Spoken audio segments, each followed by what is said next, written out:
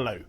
Today I'm taking a look at South African Pinot Noir, and this is one of the leading South African Pinot Noirs. This is Russell Vineyards 2020 Pinot Noir. So we're in the place called the Hemel-en-Aarde Valley, so the Heaven on Earth Valley.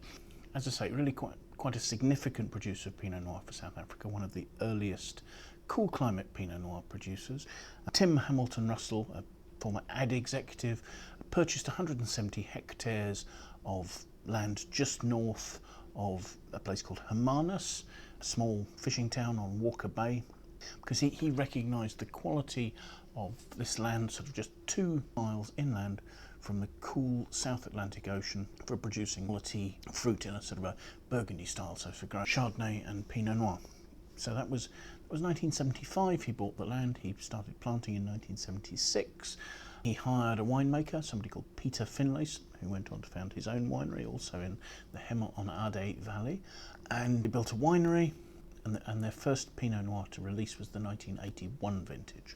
And the wines that were produced really sort of showed the suitability for this region to produce cool climate wines in a Burgundy style. Now in 1991, Tim's son Anthony took over the running of the winery, and actually in 1994 Tim and his wife Olive bought out the family, purchasing the estate outright. One of the first things that Anthony did was to do a complete soil survey of the 170 hectares that they had, and this survey identified 52 hectares of soils that were an iron-rich clay that was shale derived, and this was stony, low vigour soil, and this was the best soil on the property, and this is where they've concentrated ever since in producing Chardonnay and Pinot Noir.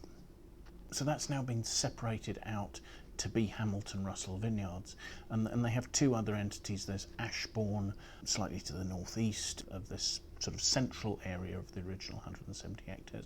And then they have another set of vineyards, Southern Right, to the south of the Hamilton Russell Vineyards.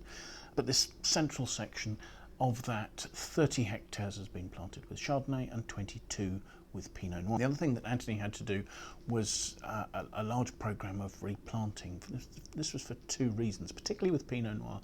One was that a lot of South Africa's vineyards are virus infected, and by 1994 the BK5 clone that had been planted in these vineyards, firstly, it wasn't perhaps the best clone to be making still wine from, because it was a Swiss clone that had been developed for producing sparkling wine.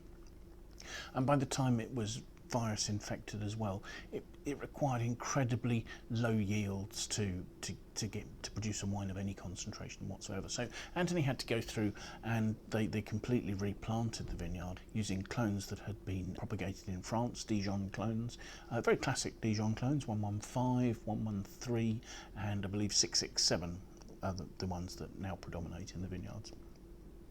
And that led to a wine that today has a much deeper colour, certainly, and has more density. Yields are still low, but they're low at a sustainable level now. So the Hamilton Russell Vineyards that exist today is very much like a Burgundy domain, in that they're concentrating on the production simply of 2 wines. It's a quality Chardonnay and a similarly a quality Pinot Noir.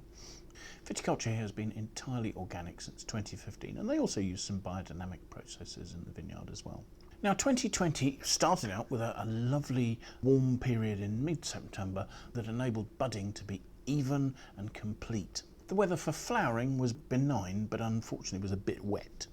And actually this became a theme for the vintage, where there was relatively high rainfall for this area, something like 849 millimetres for the year. In the period October through to January, both rainfall and morning dews gave quite strong fungal disease pressures, and they saw downy mildew, oidium and botrytis in the vineyard, but these were all at levels that could be dealt with using organic treatments.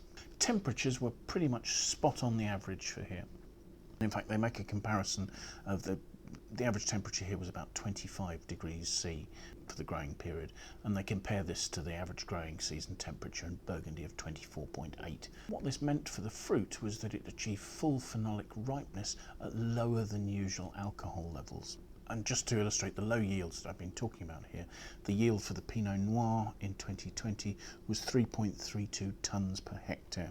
Now the fruit was hand-picked in early February. Fermentation went on using what they describe as organic, indigenous and endemic yeasts. So in other words, those yeasts have either come into the winery on the fruit or those that were already there. Fermentation went on in small, open-topped, temperature-controlled fermenters, which are designed to best optimise cap management. So presumably this is allowing them to plunge the cap of skins back into the fermenting wine and must, and also to pump over.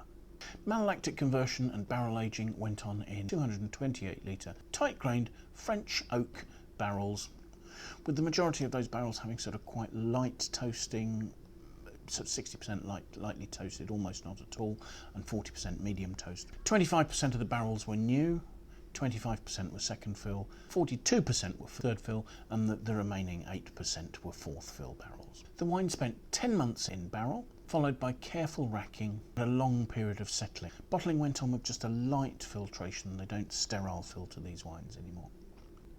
So let's have a look at the wine, shall we? This has, for a Pinot Noir, a relatively dark ruby red colour. I wouldn't say it was particularly deep. I can see the stem of the glass quite easily looking down through it.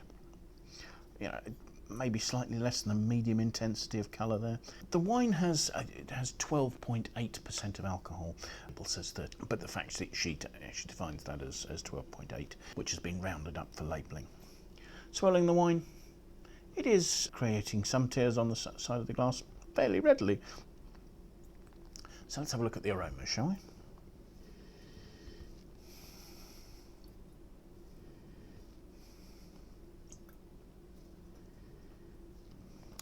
Those aromas are incredibly pretty. There's a real primary fruit.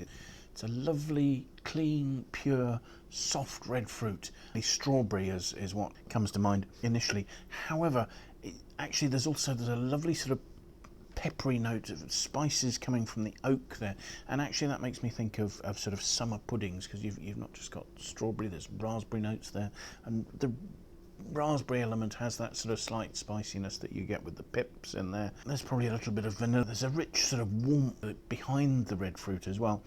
It's sort of a jammy note. You know, again, strawberry jam. I mean, the aromas are very pretty primary fruit aromas. So let's have a taste, shall we?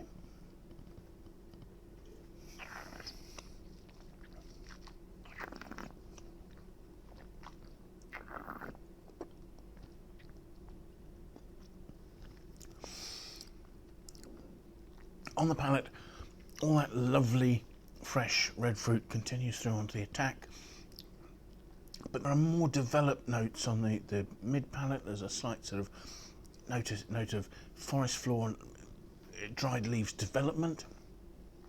There's some sort of richer red fruit, more of that sort of almost plum jam sort of note. The acidity gives a lovely freshness to the fruit, but it's not particularly impinging on the wine. It's not sharp. There's quite a sort of a gently rounded finish there. There actually seems to be a little bit of warmth from the alcohol, and the alcohol seems to be combining with notes of cedar to give an almost cinnamon gingerbread sort of note on the mid. And you're starting to get a little bit more of that sort of slightly more developed, heading towards sort of truffles and mushrooms, but not quite there, sort of note on the finish.